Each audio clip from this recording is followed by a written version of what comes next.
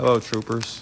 Antoine here with the Author and Troop, back with another original story, a horror story about a man who keeps hearing his name but sees nobody who's saying it. I don't normally delve into horror as often as I do other genre types, so hopefully you enjoy this so that I can do more horror stories, because I honestly really do love the genre. Do you like stories? What do you like? Do you like horror, romance, action, fantasy? Well, take a seat by the fire and join the troop. And here is Fear.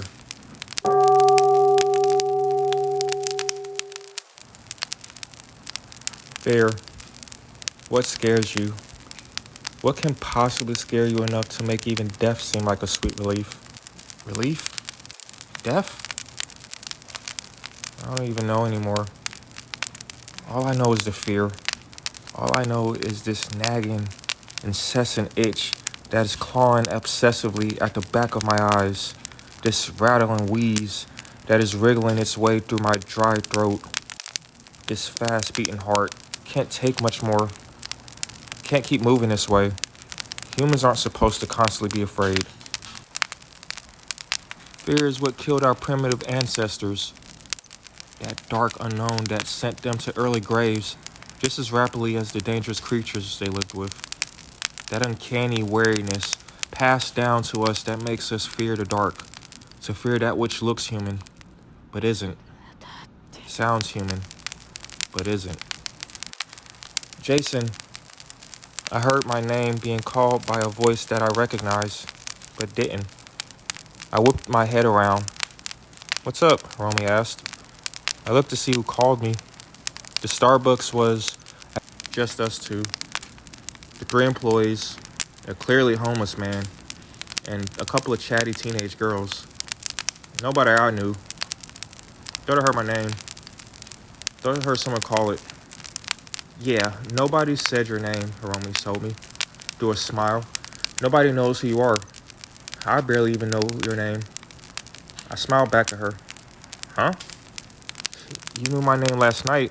I seem to remember you saying it a lot." She gasped and playfully swatted at my arm. "Shut up, idiot." I narrowly dodged her hand as we both giggled. Hiromi, the love of my life. Knew her since 7th grade.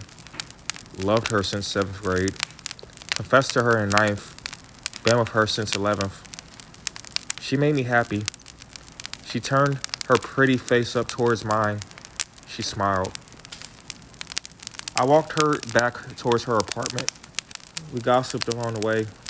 She was telling me about how she was suspicious of two of her coworkers sleeping together.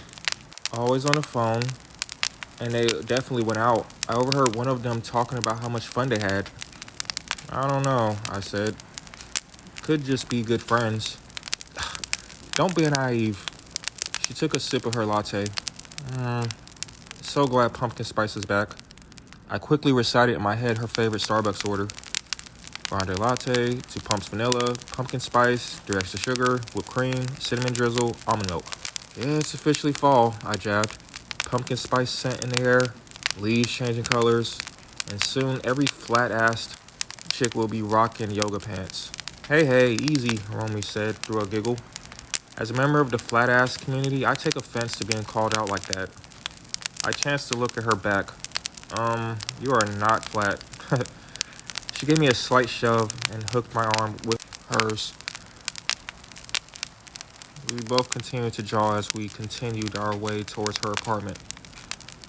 "Jason." Swung my head around at the sound. It was a clear recitation of my name. There was no mistaking it was said by someone behind me. Only there was no one there. No one. Just empty sidewalk. "What?" Hiromi asked, confused. I... You didn't hear that?" "Hear what?" I could hear her concern. "Nothing," I remarked. I'm just tired." Hiromi gave me a slim smile, but her eyes still held that sliver of concern. And I would have been lying if I said I wasn't concerned too. I walked Hiromi to her door. pecked her on the cheek. Then I turned to head to my place. I was tired, even with the day just starting. Felt as if I was up for days. It was in my head. It had to be. Romy didn't hear anything, but I did. Someone saying my name. Jason. Jason. Jason. Jason! I jumped. It was my boss this time. His red face was inches from mine. You look like shit. Maybe you should just go on home. You would possibly, honestly, be more productive there. I shook my head rapidly. I'm fine, just a little out of it, I said aloud. Can't be alone, I thought inwardly.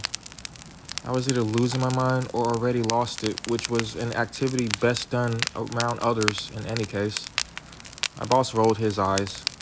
Well, just get back to work. You look like shit. Go splash some water on your face or something. And he waddled off. I scowled at his wide profile as he made towards his office. I look like shit. I mean, yeah, I wasn't. Jason. I jumped. I spun around, expecting anything, hoping to finally see who was messing with me. A prank, the FBI, aliens, something. Anything instead of just empty space. And of course, there was nothing. My heart felt as if it were going to beat its way through my shirt. I wiped the sweat from my forehead. It's been days. The voice that randomly says my name. It's so clear, so loud. And it comes from right behind me each time. But each time I turn around, no matter how fast, the speaker was nowhere to be seen. Am I going crazy? Am I already crazy? I just don't get it. I just don't get what's going on and why. Why me? I think I'm losing it, I told Hiromi as we sat together eating dinner. Shit is crazy right now. She looked at me. Her big, lovely brown eyes. I could see the concern, but I could also see the revulsion. And I got it. I wasn't sleeping. My eyes had dark bags the size of overhead luggage under them. Hadn't showered in days. My hair was a tangled, mangled nest. And I wasn't eating. Even now, I was just picking at my food. Hiromi seemed to glare at me. You're not okay. Each time I see you, or when I talk to you, it's like you aged. Jason, I jumped. See? She shrieked. You're all jumpy and batshit. Are you on drugs? The word drugs slithered like a slimy parasite-riddled slug out of her mouth.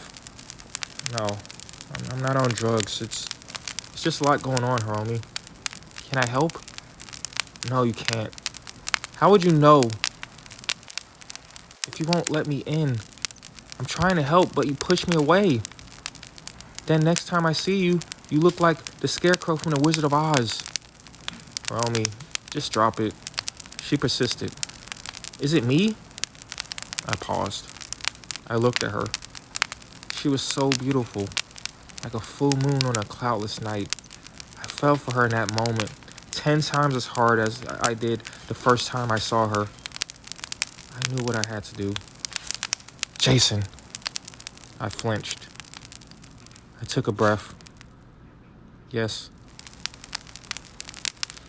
Yes, it's you, Hiromi. Hiromi,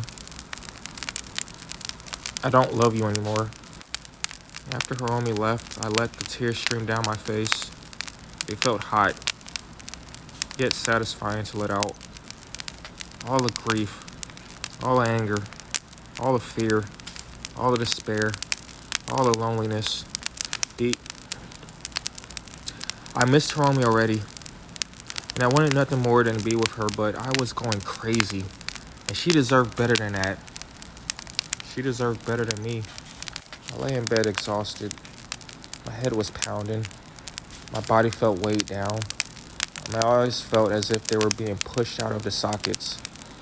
I tried to keep them closed, but the pressure, it was as if they would rip through my eyelids. I opened my eyes and stared at the ceiling. I had every light on in the house. Jason! I jumped out of bed and slammed hard to the floor. Pain made me furious, so I punched my bed.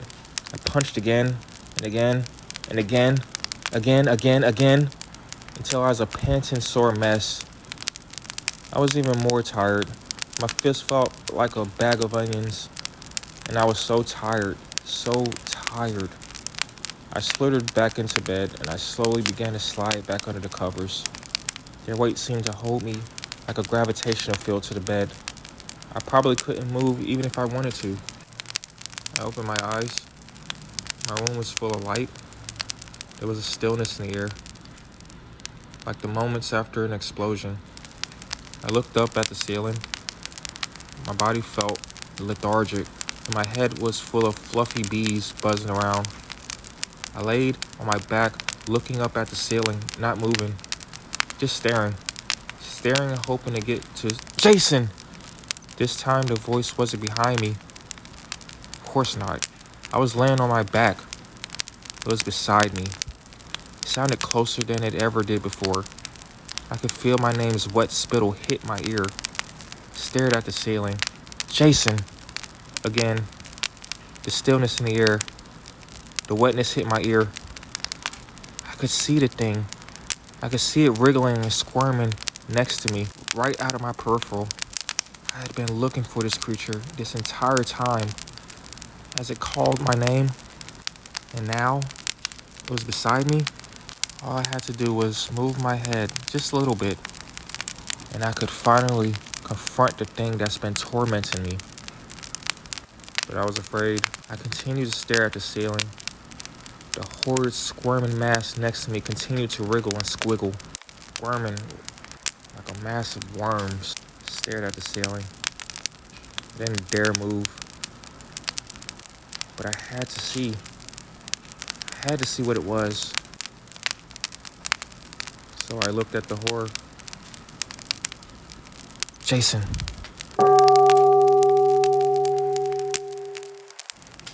This has been Fear, written by Antoine of the Author and Troupe, performed by Antoine of the Author and Troupe. And if you like this story, please check out my other content and like and subscribe, share. As the channel grows, I can do more things. I will return next week with a story about a man talking to another guy, talking about God. But as always, this is the Author and Troupe. Take care and have a good day.